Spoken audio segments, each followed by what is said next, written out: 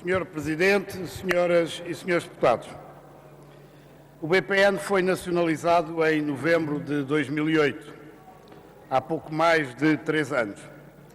Desde essa data, o Estado deslocou para o BPN, seja diretamente, seja através da Caixa Geral de Depósitos, os seguintes recursos públicos: 4,5 mil milhões de euros em dívida garantida pelo Estado ao BPN e às empresas participadas pelo BPN, até ao dia 1 de julho de 2011. 146,6 milhões de euros em garantias de empréstimos obrigacionistas.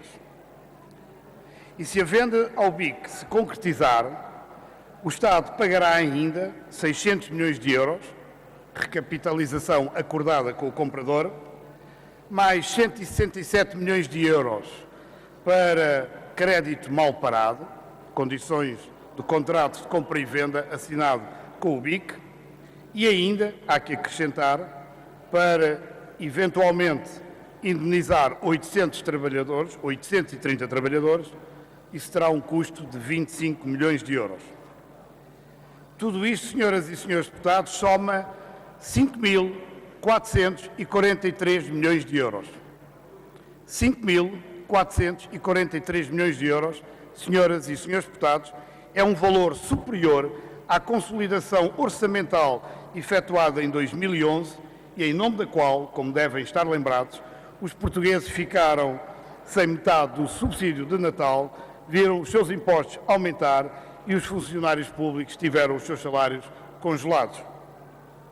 Mas, para sermos mais rigorosos, devemos falar em 5.403 milhões, porque é necessário descontar os 40 milhões que o BIC paga ao Estado pela compra do BPN. São 40 milhões de uma gorjeta que o BIC dá ao Estado, enfim, para recompensar o trabalho que o Estado teve, o trabalho que o Estado realizou para entregar ao BIC um BPN limpinho e lavadinho, pronto a faturar. São 5.443 milhões de euros. Bem longe do que previa e anunciava o então Ministro Teixeira dos Santos, quando em 5 de novembro de 2008, ano da nacionalização, pretendia sossegar o país, afirmando, e passo a citar, não é de esperar que haja impactos significativos, referindo-se o então Ministro das Finanças ao impacto da Operação BPN na consolidação orçamental. Senhoras e senhores deputados, antes da venda, o processo de reestruturação do BPN consumiu ao Estado 4.611 milhões. Como foi gasto este dinheiro? Em que operações financeiras foi aplicado este dinheiro? Que compromissos foram pagos com este dinheiro? Que irregularidades antigas, que ilegalidades antigas foram limpas com este dinheiro? O Estado gastou o mínimo indispensável na reestruturação do BPN, ou, ao contrário, gastou mais do que era necessário, como quer saber a própria Comissão Europeia? Não sabemos responder a nenhuma destas perguntas. Nem este nem o anterior Governo, alguma vez sobre isto, deram qualquer informação, explicação ou esclarecimento. Foi este muro de silêncio que levou o Bloco de Esquerda a propor e o Parlamento a aprovar, em janeiro do ano passado, portanto há um ano, a recomendação ao Governo para que pedisse ao Tribunal de Contas a realização de uma auditoria ao BPN.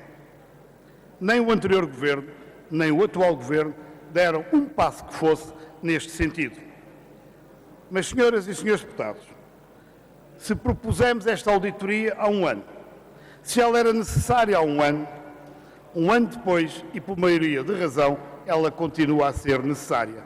E, por isso, o Bloco de Esquerda, coerentemente e com toda a convicção, votará a proposta do PCP para que o Tribunal de Contas faça uma auditoria ao BPN e também ao BPP. Senhoras e senhores deputados, o final deste processo de reestruturação, anunciado e desejado pelo Governo, é a venda por 40 milhões do BPN ao BIC, um banco, como sabemos, de capitais luso-angolanos. Uma decisão que o Governo nem sequer levou à Comissão de Privatizações, como era, aliás, obrigado a fazer. O BIC recebe um banco acabado de refinanciar com 600 milhões de euros e mais um financiamento de 167 milhões para crédito mal parado. Para sermos completamente claros, o Governo entrega 767 milhões ao BIC, para o BIC comprar o BPN por 40 milhões de euros. Senhoras e senhores deputados, não há muitos negócios como este.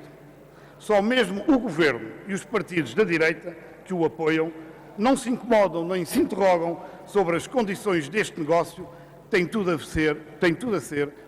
pode ser uma verdadeira venda de favor.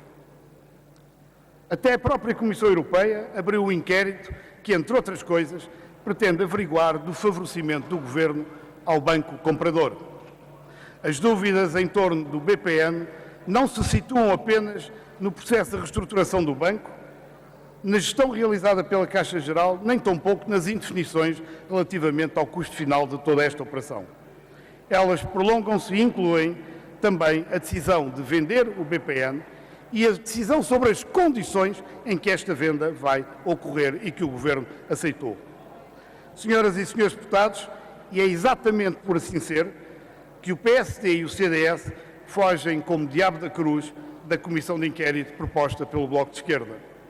A direita não quer que o Parlamento e o país conheçam os meandros da venda do BPN ao BIC. O PSD e o CDS querem impedir o Parlamento de avaliar politicamente as opções do Governo, razão de ser da comissão de inquérito por nós proposta. A comissão de inquérito é o instrumento que o Parlamento dispõe para fazer com rigor e eficácia, em tempo útil e de forma transparente, à vista de todos os portugueses, o juízo político sobre as opções do Governo. Só assim se percebe e explica que PSD recusem o inquérito parlamentar. Ao recusar o inquérito parlamentar, PSD e CDS acabam por confessar que neste negócio BPN-BIC há alguma coisa que a direita não quer que os portugueses conheçam. O voto do PSD e do CDS confirma, por isso mesmo, a utilidade que teria esta comissão de inquérito. E o CDS? Ao recusar o inquérito parlamentar, o CDS comporta-se como uma nobreza falida que vive das glórias passadas. O CDS, agora no Governo, prefere dar uma cambalhota relativamente ao que sempre disse sobre o BPN do que dar uma alfinetada no parceiro da coligação.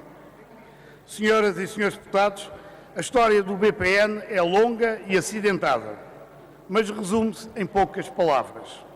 Uns andaram a roubar, outros deixaram roubar e outros ainda vão ficar a ganhar no final de tudo isto. E a direita?